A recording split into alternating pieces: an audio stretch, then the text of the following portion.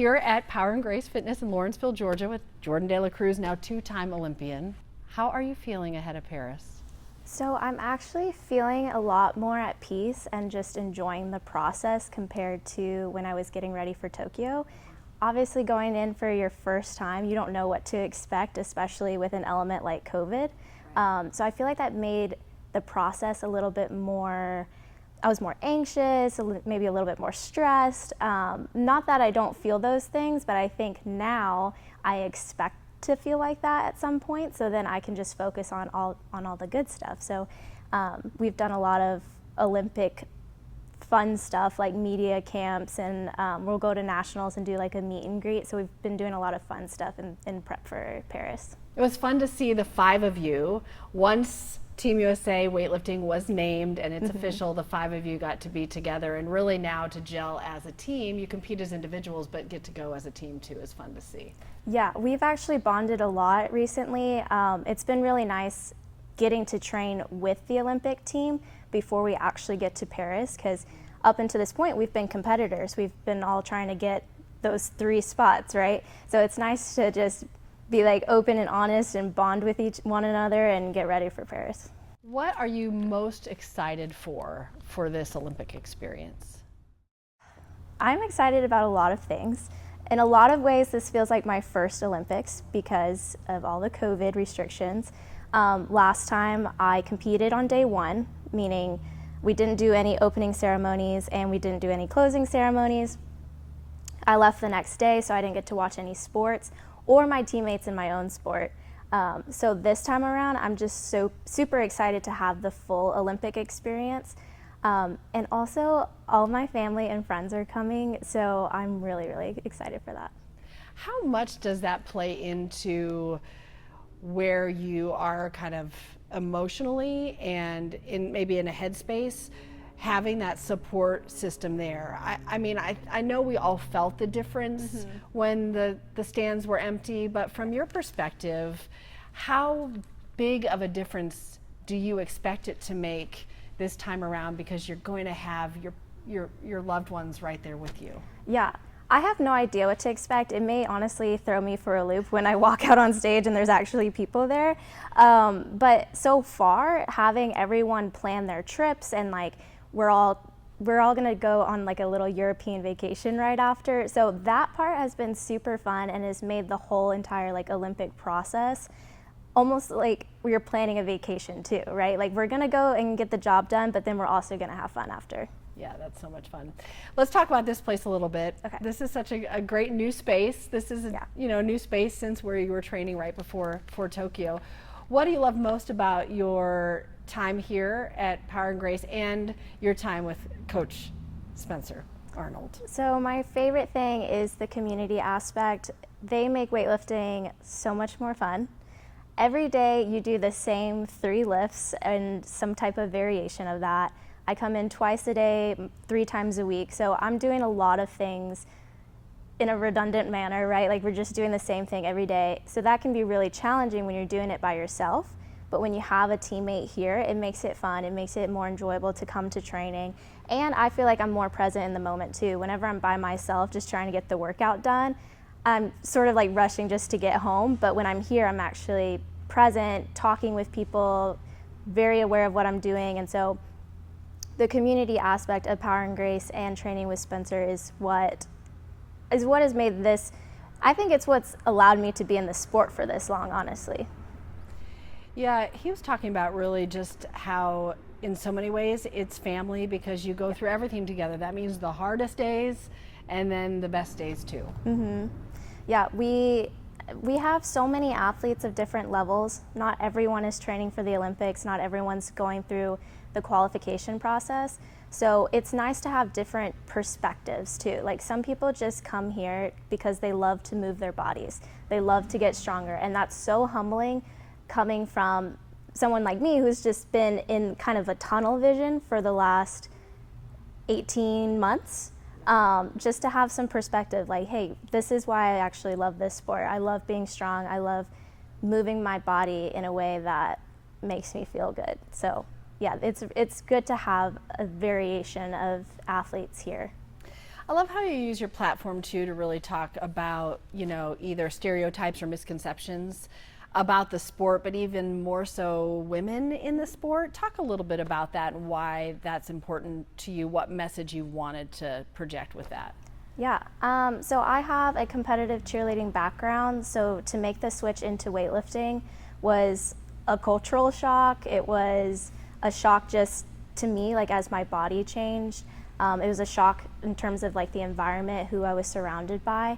And so getting into the gym, lifting a barbell, I felt like there was a lot of moments where I felt like, I don't know if I belong here. And then I saw small women like me power clean 200 kilos, or not 200 pounds, and was like, oh yeah, I could do this. And I could do this at the elite level. I don't have to be big, I don't have to be a man, like seeing other women do this sport is why I chose to keep coming back every day. So that's what I'm hoping to have an impact on other girls and women too. Yeah, the message that you don't have to be a certain size to excel. And then also just what strength looks like. Now let's talk about those numbers a little bit more. Okay. You just said 200 pounds, right? Which would be about twice your body weight. Okay, talk me through what numbers we're talking about. So when people are at home, they can have a better understanding if they can't do the kilos to pounds. They'll be on their phones, doing the conversions. But talk me through the kind of weight you're lifting and where you're at. Okay, I wish I had that graphic where it showed like 200 pounds equals like a couch or something. We'll make it, okay, yeah. because that may be easier. But yeah, so my best snatch, which is a ground to overhead movement, in my opinion, it's one of the most athletic movements you can do.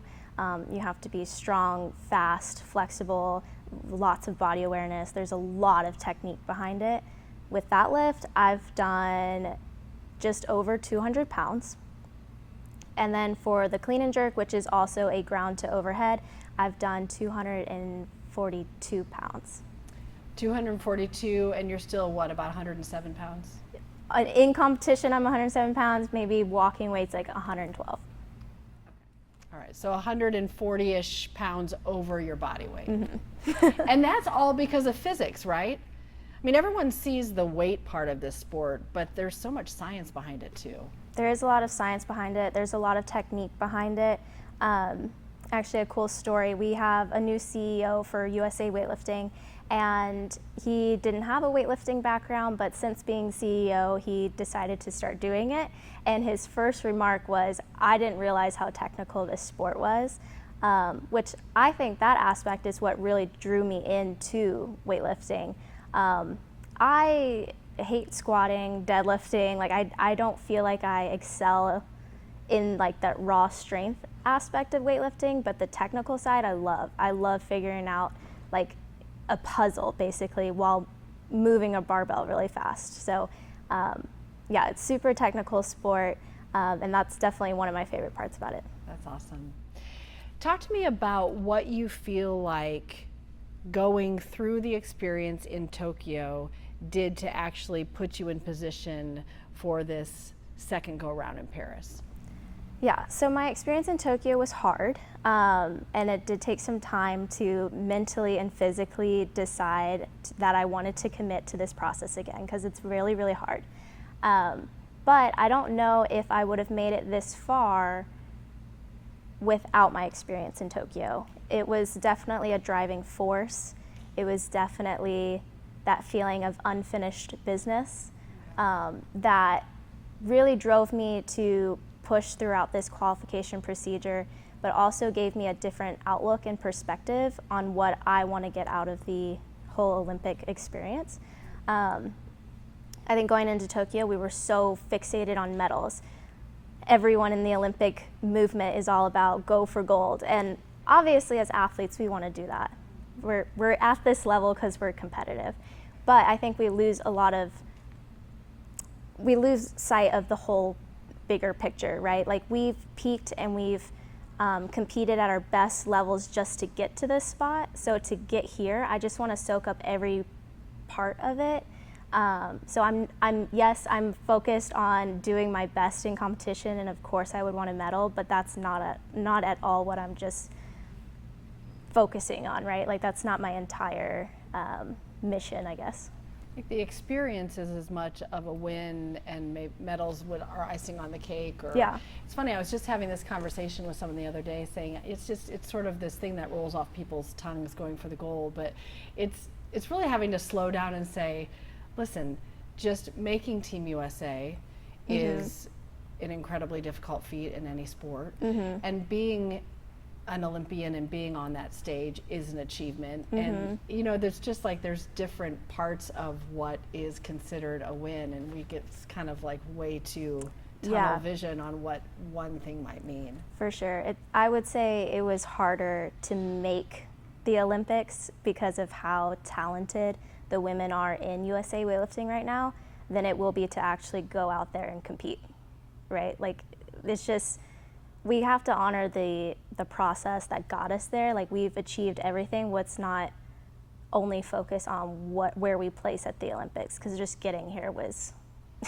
was a battle. No doubt, no doubt. Having said all that, do you set a goal? What's your goal for Paris? Yes, I have goals that are specific to numbers that I want to do on the stage, but also I have goals of like how I want to feel before, during, and after. But a lot of those goals are more open-ended this time. They're more like, I guess they're not so like defined, because I don't know what to expect really. I just know that I want to perform at the best of my ability, and if I do that, I think I could medal. I think I would be very happy with the outcome. What does it mean to you to have the second opportunity to be on the team and represent Team USA? The second opportunity to be here, I think a lot of people have called it like my redemption story, when I don't see it that way. That's just too much pressure. It's also like me trying to rewrite what happened. But for me, that's what happened in Tokyo is just a part of my story. It's a part of my journey. So having a second time around is just another experience to add to it. I'm thrilled to be able to experience the Olympics in a more, like, I feel more mature as an athlete. So to get to do that at this place of where I'm at mentally and physically is really exciting, and I feel really fortunate to be here. We'll call it Chapter 2. Chapter 2. Chapter 2. Chapter 2 is some new ink. Yes. So you got to show me. I love that. Now tell me the like kind of the intricacies. That's got some significance, because you didn't just do the rings. Yeah, so rings, and then it's got like cherry blossoms in the rings just to show that it was in Tokyo. That's got to be a good conversation starter. How Yeah. many times do people ask you about that? It's nice because the flowers kind of hide the ring, so it's not as obvious. So like, you know, a stranger from all the way over there is not like wanting to start up a conversation. But if you're close enough to look at it, then yeah, people really like it, and they like the story behind it. That's terrific. How much has it meant to have a training partner? A lot. Tell me about Bella. Yeah, so Bella is an upcoming junior athlete. She also is in my weight class, so it's kind of cool that we're literally going side by side in our journeys. Obviously, she's a little bit more at the beginning of hers than I am, but I'm really lucky to have her here. I think at least last time, when we go through an Olympic process, there's a lot of people at the beginning, and then it kind of trickles down.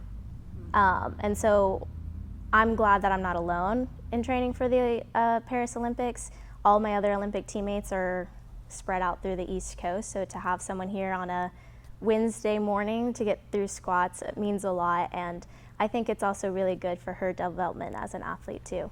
How much does it mean to you to be in that position of a mentor to someone who's really looking to LA 2028? Yeah, it's weird to me that I'm a mentor, because I feel like I've always looked up to other athletes, and to realize that I'm in the position where other athletes are looking up to me. I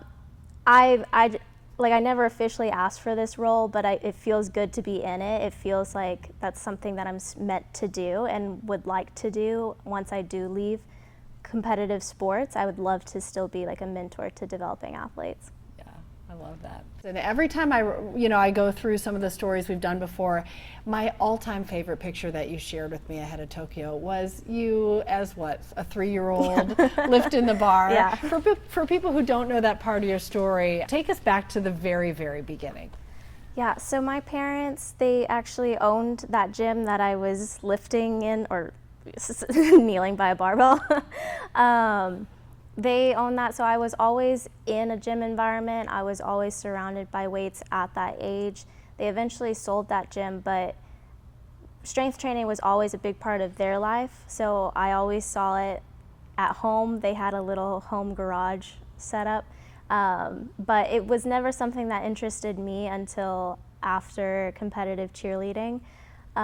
So to know that it's kind of been there this whole time and I didn't really acknowledge it or realize that it was going to be a big part of my life one day is that's kind of cool, right? Like it's always been there, but until I was ready, I didn't really act on it. And how fun for your parents to see some things come full circle. Yeah. They'll be in Paris. Yes. That's awesome. Now, you have your competition date already?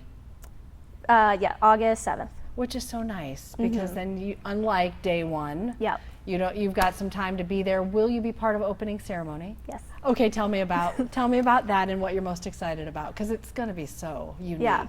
Again, I have no idea what to expect. It sounds like this time around we're going to be on a boat, which is new, which is good. We're not going to be up walking around a ton, so that's good. But yeah, I just feels like a lot of this is my first time going. Me and Wes Kitts are the only Olympians from 2020 that are on this 2024 team. So we've had our teammates ask us questions about the Olympics, and a lot of times you can't really answer because we didn't get to experience it in the way that we'll experience it this time. So yeah, I'm thrilled, very open-minded. Not sure what to expect, but I'm excited for all of it. Excited to soak that part in. Yeah. I have to mention, I spent a day with Hampton and his family. Talk about how unique and neat it is that we've got, 2 out of 5 are from this, little spot in Georgia. Yeah. Yeah, it's super cool. We always are like flying together since we're close in like body weight. We're usually competing around the same time. But yeah, for a little bit there, we had 5 members out of Georgia pretty regularly going to these international teams. So I don't know what's in the water in Georgia, but it's working. Pretty cool. Yeah, it's pretty cool. It's pretty cool. It's pretty cool. Well, we're really excited to be there with you and excited to follow your journey and excited for the whole experience that you get to have this year in Paris. All right. And for people who think it's all glamorous, there's actually no air conditioning in here. No, I'm actually about to start sweating. I already am. Yeah. Yeah, heat training is an element that we're adding to the competition preparedness bucket. You're getting an extra dose today. Yes. Yeah. Summer's in Georgia. Yep. What are you going to say? All right. Thanks, Jourdan.